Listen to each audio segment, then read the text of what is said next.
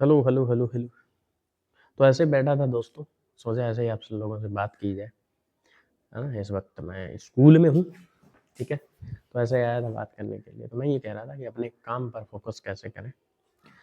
आप जो भी काम कर रहे हो, उसको मन से करें, सबसे पहले। कारण उसका ये है कि आप वहाँ से बहुत कुछ सीखते हैं और फिर आप अपने काम को सीख कर उसमें जो है इंक्रीज़मेंट होते देखेंगे कि आप जो भी काम कर रहे हो तो उसमें कुछ ना कुछ आप सीखेंगे तो शायद उस काम को अब आप दूसरे के लिए स्पेस छोड़ देंगे। ऐसा नहीं कि किसी काम को पकड़े नहीं रहना है, फिर जॉब का जो क्रिएशन होगा वो कम हो जाएगा।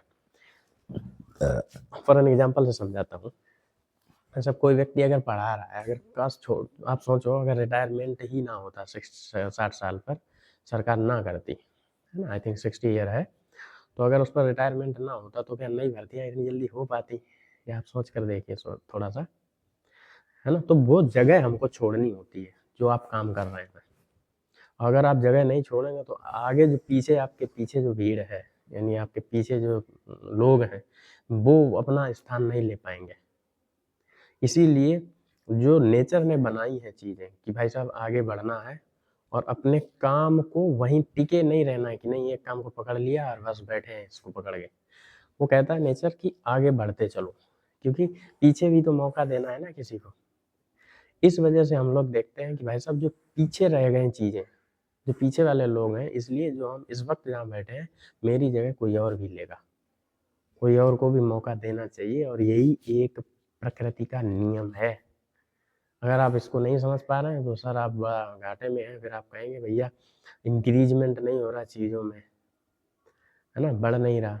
कई लोग आपने देखा होंगे दिल्ली, नोएडा में जो लोग जॉब करते हैं, तो मैं जैसे एक बार गया था जॉब करने के लिए, तो वहाँ सैलरी बहुत कम थी और जब सैलरी उतनी थी, आज भी उतनी है वहाँ।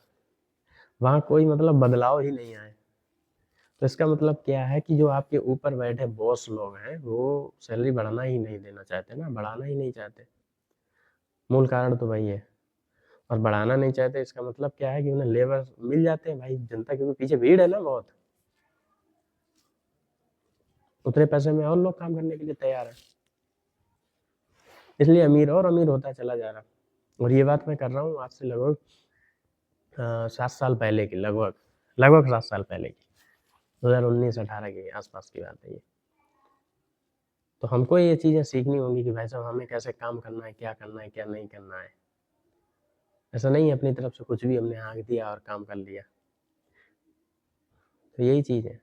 मैं अगर मिसमैच हूँ बात में तो आप मुझे उसके लिए क्षमा प्रार्थी हूँ मैं आपका, ठीक है?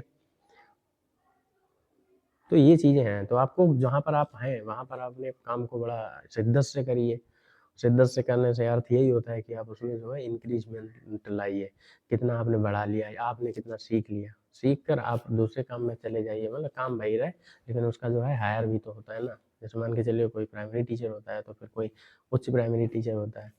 उसी प्रकार जो है हाई स्कूल लेवल का होता है 9-10, है ना? जिनको हम लोग मैट्रिक बोलते हैं, मैट्रिक्स, है ना? फिर इसके बाद 10+2 आ जाता है। तो वहाँ के भी टीचर अलग होंगे, यहाँ के भी अलग होंगे। तो ये चीज़ें हैं ना जो इंक्रीज़मेंट है यानी बढ़ाव है, छोटे से बड़े की तरफ।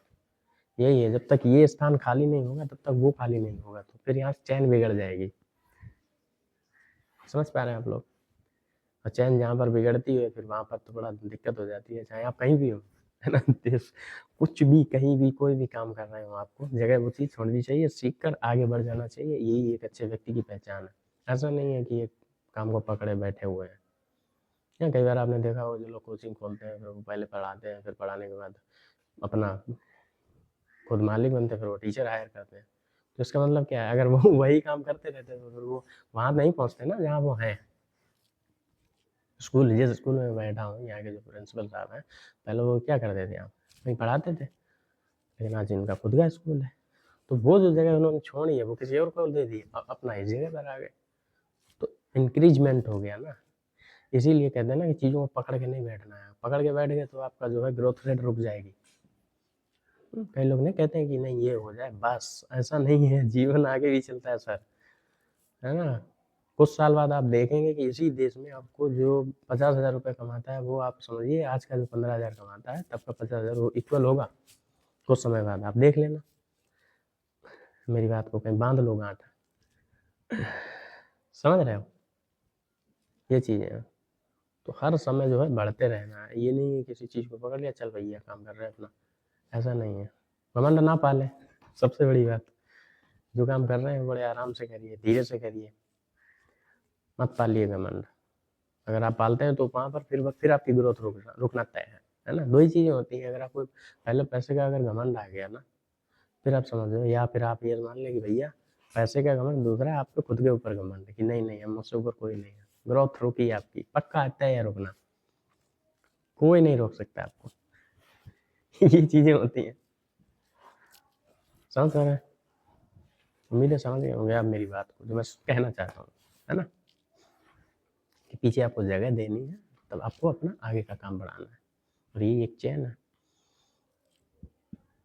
बताना है कैसे क्या करना है, क्या नहीं करना है। मान के चलिए आप, ज़रूरी नहीं है कि आप, और हाँ कई बार क्या होता है पढ़ाई के सेक्टर में हम लोगों को एक ही सब्जेक्ट आता है कि नहीं, अगर हम गणित आ रही तो हम गणित ही पढ़ा रहे हैं। मैं कह रहा हूँ आपको ना हर सब्जेक्ट आना चाहिए, है ना। हालांकि हमारे इंडिया में अंग्रेजी कमज़ोर है, हमारी खुद की कमज़ोर है, आप पहले एक्सेप्ट कर लो, नहीं तो आप बोले नहीं बड़े 30 मार्क होंगे, ऐसा नहीं है, मतलब ठीक है कमज़ोर है, मतलब भाई उतना नहीं, जितना होना चाहिए उतना नहीं है।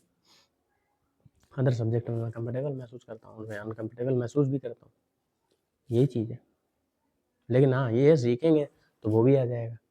तो हर टीचर को हर सब्जेक्ट पढ़ाना आना चाहिए, नॉलेज होनी चाहिए हर सब्जेक्ट के बारे में, वही एक अच्छा टीचर होता है। मैं कहा ना, ग्रोथ रुकनी नहीं चाहिए, बढ़नी रहनी चाहिए, आप पढ़ते रहें लगातार। अगर आप टीचर हैं तो भी आप पढ़ाइए और पढ़िए भी, नहीं पढ़ते हैं तो आप फिर गलत कर रहे हैं, है ना। हमारे टीचर जो हमें पढ़ाते थे आज से लगभग 10-12 साल पहले, आज उनका कुछ नहीं है, लेकिन अपडेट नहीं किया ना, ख़त्म हो गए बेचारे। ख़त्म से अर्थ है मृत्यु से नहीं है, मतलब अपना जो सेक्टर पहले उनका चलता था कोचिंग, जैसे सो कॉल्ड कोचिंग माफिया बोल देते हैं, वो उनका जो बंद हो गया है। अब वो है ही नहीं, एक आध बच्चे नहीं आते उनके पास पढ़ने, जानता ही नहीं पहली बात उन्हें कोई, क्योंकि ऑनलाइन का ज़माना आ गया, उन्होंने अपने आप को अपडेट नहीं किया, पैसा जहाँ धरे रहे, उनकी सिर्फ मानसिकता रही होगी, बड़ी पीछे रही होगी कि नहीं नहीं प्लॉट खरीद लो भाई, पर रुक जाओ बस, गलत कर रहे थे, इसीलिए उनकी ग्रोथ रुक गई। ग्रोथ रुकी तो भाई साहब वही ख़त्म हो लिए। अगर वो ऑफलाइन ऑनलाइन दोनों के सेक्टर में आ जाते उस समय, जब ऑनलाइन का था, कोरोना काल से पहले वाला जो सेक्टर था, कोरोना के बाद बूम किया है, लेकिन उससे पहले अगर वो समझ लेते इस चीज़ों को, बहुत आगे होते आज वो बहुत नीचे स्तर पर चले गए, मतलब। तो कहीं ना कहीं उनकी सोच में जो है डेवलपिंग नहीं थी ना, उन्होंने नहीं पकड़े रहे ना वो कि नहीं नहीं नहीं यही है मेरा, और पकड़े रहे, खत्म हो गए।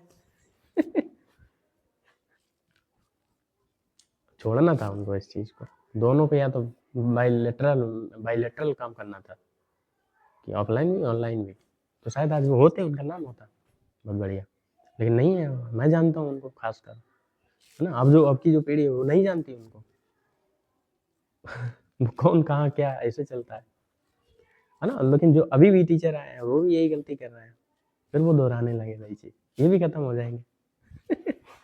तय है, अपडेट नहीं करोगे सर, खत्म होना लाजमी है, ये चीज़ें। फिर वहीं पे जो है अंतर बन जाता है, एक यहाँ है तो एक यहाँ है ना। लोग वही थे, नहीं पढ़ा वही रहे थे, वही है, दिमाग उतना ही है।